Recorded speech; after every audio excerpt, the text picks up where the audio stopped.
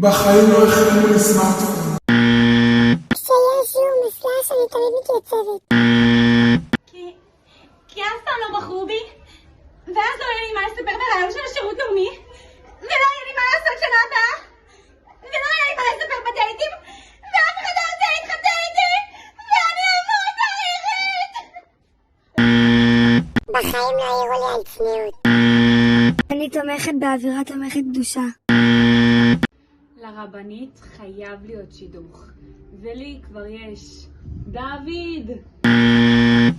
אני לא יודעת איך החדר מורות נראה מבפנים.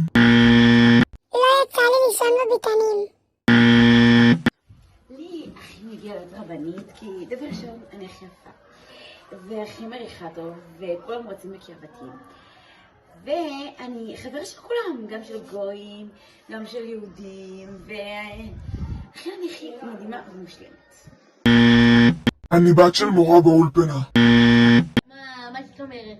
לא כל כך הבנתי את השאלה שלך. אם לא אנחנו, אלא מי, אה? ראית פעם יופי שכזה? הבנות השתגעו, אני אומר לך. השתגעו? השתגעו. שמחה. השתגעו. לא השתגעו. השתגעו? ברור שהשתגעו פה, אחי. לא השתגעו. השתגעו. דרך אגב. נראית ממש יפה.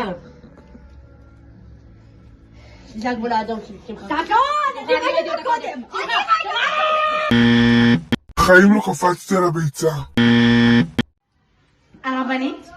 ברור שזה אני הכי שווה, מוצלחת, כל הבית נשים הזה באחריותי, בלעדיי לא היה לכם כלום, לא שמן המור, לא פצירות. לפי החישובים שלי, רבנית צריכה להיות חכמה, כריזמטית, אהובה על כולם, שמחה, אוהבת לעשות אווירה טובה באולפנה, ויש לי את כל התכונות האלה, אז תבחרו בי. הרמתי הכתרה של השמחות!